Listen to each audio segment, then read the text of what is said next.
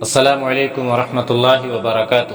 محترم ناظرین، طبیعت کی ناسازی کی بنا پر کئی روز سے فاتح مصر کی اگلی قسط آپ کی خدمت میں پیش نہ کر سکا، اس لیے معذرت خواہ ہوں۔ ناظرین، میں جس طرح تاریخ کے سمندر سے نایاب اور قیمتی موتی آپ کی خدمت میں پیش کر رہا ہوں، تو یہ آپ کی ذمہ داری ہے کہ آپ ہمارے چینل تاریخ اسلاف کو سبسکرائب کریں اور کمنٹ کے ذریعے ہماری حوصلہ افزائی فرمائیں، تاکہ ہمیں پتہ چلے کہ ہماری یہ کاوشیں بے نتیجہ نہیں بلکہ نوجوان نسل کو جذبہ ایمانی سے سرشار کرنے والی ہیں۔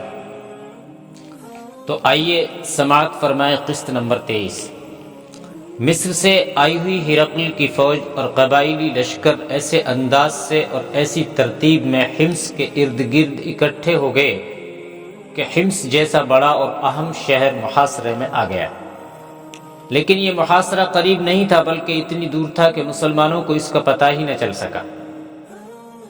علاقہ پہاڑی تھا اور کچھ جنگلات بھی تھے جن سے رومیوں نے یہ فائدہ اٹھایا کہ اپنے آپ کو چھپائے رکھا۔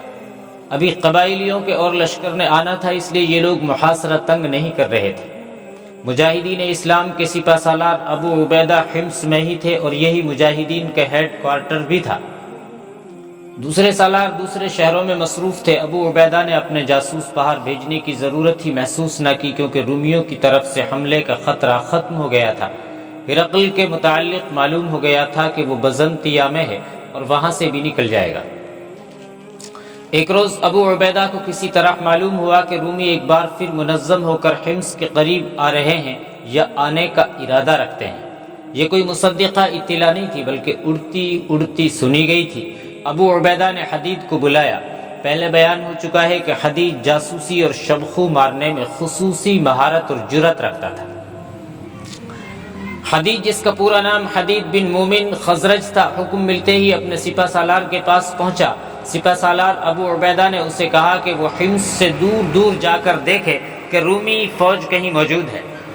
سپہ سالار نے اسے وہ ساری خبر سنائی جو انہوں نے سنی تھی۔ حدید یہ حکم لے کر چلا گیا اور ایک عام قبائلی کسان کا بھیس بدل کر گھوڑے پر سوار ہوا اور اپنے مشن پر نکل پڑا۔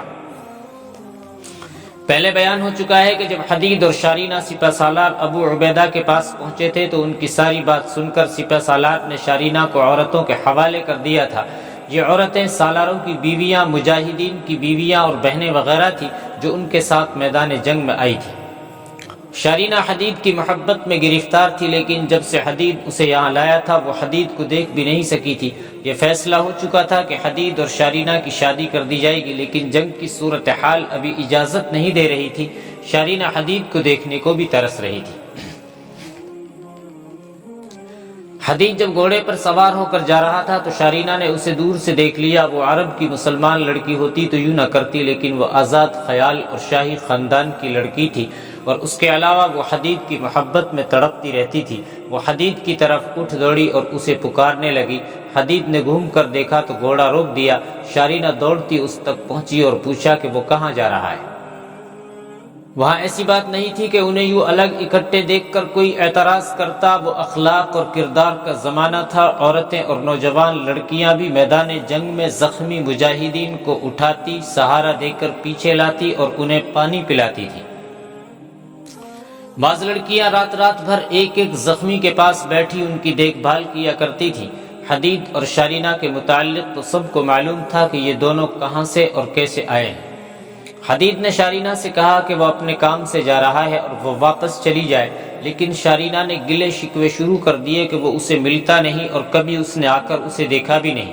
حدید نے اسے بتایا کہ وہ صبح شام مصروف رہتا ہے، لیکن اتنی سی بات سے شارینہ کی تسلی نہیں ہو رہی تھی۔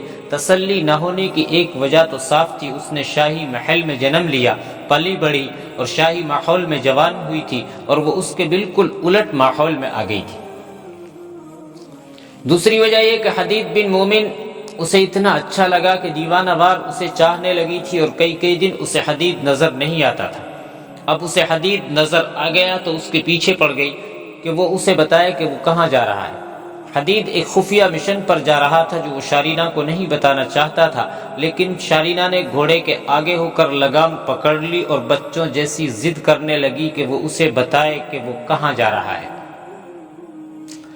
حدید کو بھی آخر اس سے محبت تھی، وہ اس کی اتنی پیاری ضد سے متاثر ہو گیا اور اسے بتایا کہ وہ اپنے سپہ سالار کے ایک شک کے مطابق کچھ دور دیکھنے جا رہا ہے کہ واقعی رومی فوج کہیں قریب آ گئی ہے یا ایک افواہ ہے، جو سپہ سالار کے کانوں تک پہنچ گئی۔ شارینہ نے اب یہ ضد شروع کر دی کہ وہ بھی اس کے ساتھ جائے گی۔ حدید کو یہ منظور نہ تھا اور نہ ہی مناسب تھا کہ وہ اسے ساتھ لے جاتا۔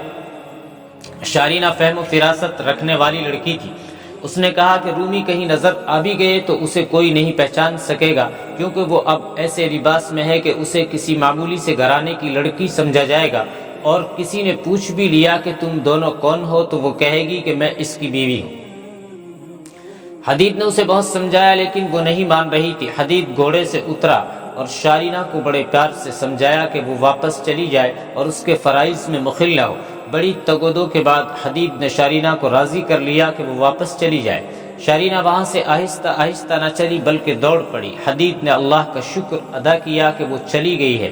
وہ گھوڑے پر سوار ہوا اور آگے کو چل پڑا۔ شارینہ اس پر بھی پیار اور محبت کے جذبات طاری کر گئی تھی، لیکن وہ اسلام کا مجاہد تھا، جذبات کے غلبے سے نکل آیا اور آگے ہی آگے بڑھتا گیا۔ وہ گھوڑا دوڑا نہیں رہا تھا، گھوڑا معمول کی چال چل رہا تھا۔ وہ زیادہ دور نہیں گیا تھا کہ اسے کسی گھوڑے کے ٹاپ سنائی دیے۔ اس وقت وہ ایک چٹان کی اوٹ میں تھا، کوئی سوار گھوڑا سرپٹ دوڑاتا آ رہا تھا۔ حدید کو خیال آیا کہ سپہ سالار نے ہی کسی سوار کو کوئی اور پیغام دے کر اس کے پیچھے بھیجا ہوگا، وہاں کسی دشمن کا کوئی خطرہ نہیں تھا۔ حدید نے گھوڑے کا رخ موڑا اور چٹان کی اوٹ سے نکل کر سامنے آ گیا کہ دیکھے کہ یہ کون آ رہا ہے۔ گھوڑا قریب آ گیا تھا، سوار نے سر اور چہرے پر کپڑا لپیٹ رکھا تھا۔ سوار نے قریب آ کر گھوڑا روکا تو حدید نے دیکھا کہ یہ تو شارینہ ہے۔ وہ پریشان ہو گیا اور شارینہ سے کہا کہ وہ واپس چلی جائے۔ شارینہ نے کہا کہ وہ واپس جانے کے لیے نہیں آئی اور اسے پوری امید ہے کہ وہ حدید کے لیے مددگار ثابت ہوگی۔ حدید یہ تو دیکھ ہی چکا تھا کہ یہ لڑکی کس قدر دلیر اور کیا کچھ کر سکتی ہے۔ وہ کوئی عام سی قسم کی لڑکی ہوتی تو صرف محبت ہی کی طلبگار ہوتی تو حدید اسے اپنے ساتھ نہ لے جاتا۔ اس نے سوچ سوچ کر یہی بہتر سمجھا کہ شارینہ کو ساتھ لے جائے۔ اب دونوں پہلو بپہلو چلے جا رہے تھے۔ حدید نے یہ دیکھ لیا تھا کہ شارینہ نے ایسا لباس پہن رکھا ہے جس نے سر اور چہرے کو اس طرح چھپا رکھا ہے کہ قریب آ کر ہی کوئی کہہ سکتا ہے کہ یہ عورت ہے۔ یہ علاقہ میرے لیے نیا اور اندیکھا نہیں، شارینہ نے کہا۔ میں یہاں اپنے آپ کو اجنبی نہیں سمجھتی۔ ہم نے اس ملک پر حکومت کی ہے اور میں چند مرتبہ یہاں سیر سپاٹے کے لیے آئی ہوں۔ آگے ایک ندی آئے گی، یہ جگہ بہت ہی خوبصورت ہے۔ گھوڑوں کو اس ندی سے پانی پلائیں گے اور کچھ دیر سستا بھی لیں گے۔ وہ تو ایک روح پرور سبزہ زار تھا، زمین نشیب و فراز والی تھی، خوشنما جھاڑیاں اور سبز گھاس سے لدی پھندی ٹیکریاں بھی تھی۔ دونوں چلتے گئے اور جب ایک ٹیکری سے گھومے تو آگے چھوٹی سی ندی آ گئی۔ شارینہ کے کہنے پر حدید نے گھوڑا روک لیا اور دونوں گھوڑوں سے اترے اور گھوڑوں کو کھلا چھوڑ دیا۔ گھوڑے فوراً ندی کے کنارے چلے گئے اور پانی پینے لگے۔ شارینہ نے اپنے سر سے کپڑا کھول دیا اور چہرہ بھی ننگا کر دیا۔ وہاں انہیں دیکھنے والا کوئی نہ تھا۔ یہ خطرہ تو تھا ہی نہیں کہ کوئی رومی ادھر آ نکلے گا۔ ان کے خیال کے مطابق دور دور تک کسی رومی کا نام و نشان اور سراغ نہ تھا۔ جہاں وہ اترے تھے اس سے چند ہی قدم دور سے ندی مڑتی تھی اور وہاں ایک ٹیکری بھی تھی اور اس طرف ندی ٹیکری کے پیچھے ہو جاتی تھی۔ وہ دونوں بیٹھ گئے، لیکن اس وقت ان پر رومانی کیفیت طاری نہیں تھی بلکہ وہ اپنے مشن کی باتیں کر رہے تھے، اور شارینہ حدید کو یقین دلا رہی تھی کہ وہ اس کا ساتھ مردوں کی طرح دے گی اور کہیں بھی اس پر ایسا بوجھ یا اس کے کندھوں پر ایسی ذمہ داری نہیں ڈالے گی جیسی عام عورتیں اپنے مردوں کے لیے بن جایا کرتی ہیں۔ وہ اپنی باتوں میں مگن تھے کہ انہیں کسی اور کی باتوں کی آواز سنائی دینے لگی جو ٹیکری کی اوٹ سے ان کی طرف بڑھتی آ رہی تھی۔ آواز اور قریب آئی تو دونوں چپ ہو گئے اور شارینہ نے حدید کے کان میں سرگوشی کی کہ یہ تو رومی زبان میں باتیں کرتے آ رہے ہیں۔ شارینہ نہتی نہیں تھی، وہ تلوار اور ایک خنجر سے مسلح ہو کر آئی تھی اور حدید تو تھا ہی مسلح، اس کے پاس بھی تلوار تھی اور ایک خنجر۔ آوازیں جب سر پر آ پہنچی تو دونوں اٹھ کر کھڑے ہوئے اور ابھی سنبھل بھی نہ پائے تھے کہ ٹیکری کی اوٹ سے 3 آدمی اچانک سامنے آ گئے حدید کو یہ سمجھنے میں ذرا سی بھی دیر نہ لگی کہ یہ تینوں رومی فوجی ہیں، حالانکہ وہ فوجی وردی میں نہیں تھے، بلکہ حدید کی طرح ہی انہوں نے عام سی قسم کے لباس پہن رکھے تھے، جیسا لباس اس خطے کے عام لوگ پہنا کرتے تھے۔ ان میں ایک گورے چٹے رنگ کا جوان سا آدمی تھا جس کی آنکھیں کچھ نیلی اور کچھ سبز سی تھی۔ اس نے جب شارینہ کو دیکھا تو چونک کر ذرا پیچھے ہٹ گیا۔ میں تمہارا نام نہیں جانتی، شارینہ نے اس گورے چٹے آدمی سے کہا۔ اتنا یاد ہے کہ تم شاہ ہرقل کے محافظ دستے کے کماندر رہ چکے ہو۔ ہاں شہزادی شارینہ، اس آدمی نے کہا، میرا نام روتاس ہے اور میں شاہی محل کے محافظ دستے کا کماندر رہ چکا ہوں۔ پہلے یہ بتائیں کہ آپ یہاں کیسے؟ اس نے حدید کی طرف دیکھ کر پوچھا، اور یہ کون ہے؟ یہ مسلمان ہے، شارینہ نے کہا، اور میں اسے اپنے ساتھ لے جا رہی ہوں۔ تمہیں شاید معلوم نہیں کہ میں روحا سے باہر نکلی تو 2 مسلمانوں نے مجھے اغوا کر لیا تھا اور اپنے ہاں لے گئے تھے۔ وہاں میرے ساتھ کوئی ناروا سلوک نہیں ہوا۔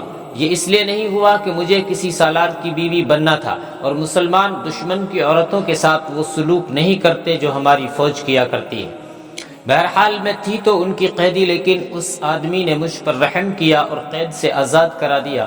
میں تمہیں پوری کہانی نہیں سنا رہی، تم بھی جوان ہو اور جوانی کے جذبات سے واقف ہو۔ یہ میری محبت میں ایسا مبتلا ہوا کہ اپنا مذہب بھی چھوڑنے پر تیار ہو گیا۔ اب موقع ملا ہے اور ہم دونوں وہاں سے فرار ہو کر آئے ہیں۔ معلوم نہیں تھا کہ میں اسے کہاں لے جاؤں، اچھا ہوا کہ تم مل گئے۔ اب تم بتا سکو گے کہ اپنی فوج کہاں ہے، میں اسے وہاں لے جا کر عیسائی بنواؤں گی، اور یہ خواہش اس نے خود ظاہر کی ہے۔ حدید چپ رہا، اسے تو معلوم ہی نہیں تھا کہ شارینہ اس رومی افسر سے کیا کہہ رہی ہے۔ شارینہ ملک شام کی زبان بول اور سمجھ سکتی تھی۔ اس نے اس زبان میں یعنی عربی زبان میں حدید کو بتایا کہ اس نے اس جوان سال رومی کے ساتھ کیا جھوٹ بولا ہے۔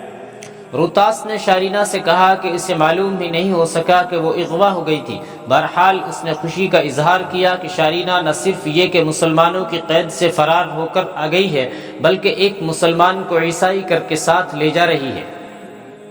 روتاس کے ساتھ جو 2 آدمی تھے وہ رومی فوج کے سپاہی تھے۔ شارینہ نے انہیں وہیں بٹھا دیا اور روتاس سے پوچھا کہ ہرقل کہاں اور اپنی فوج کہاں ہے۔ روتاس شارینہ سے اس لیے بھی متاثر تھا بلکہ مرعوب تھا کہ وہ شہزادی تھی اور وہ شاہی خاندان سے تعلق رکھتی تھی۔ اس نے شارینہ کو بتانا شروع کر دیا کہ ہرقل کہاں ہے، اور اب اپنی فوج اور قبائلی لشکر یہاں ان پہاڑیوں کے پیچھے اکٹھے ہو گئے ہیں، اور حمص کو محاصرے میں لے کر یہ شہر فتح کر لیا جائے گا۔ شارینہ نے یہ ساری بات حدید کو اس کی زبان میں بتائی اور کچھ اشارہ بھی دے دیا۔ باتیں کرتے کرتے روتاس نے یہ بھی بتا دیا کہ وہ اس بیس میں حمص جا رہا ہے، اور وہ یہ اندازہ کر سکے کہ حمص کے اندر مسلمانوں کی فوج کتنی کچھ ہے، اور یہ قلعہ بند شہر کس طرح لیا جا سکتا ہے، اور کیا حمص والوں کو کہیں سے کمک پہنچ سکتی ہے یا نہیں۔ شارینہ اس طرح اٹھی جیسے بیٹھ بیٹھ کر تھک گئی ہو اور ٹانگیں سیدھی کرنا چاہتی ہو۔ باتیں کرتے کرتے وہ ان رومیوں کے پیچھے ہو گئی۔ جو ہی روتاس نے نظریں ہٹائی، شارینہ نے بڑی تیزی سے تلوار نکالی اور ایک سپاہی کی گردن پر ایسا بھرپور وار کیا کہ اس کی گردن آدھی سے زیادہ کٹ گئی۔ روتاس نے یہ دیکھا تو کچھ سمجھ نہ سکا۔ اتنی دیر میں شارینہ نے تلوار دوسرے سپاہی کے پہلو میں اس طرح اتار دی جس طرح برچھی ماری جاتی ہے۔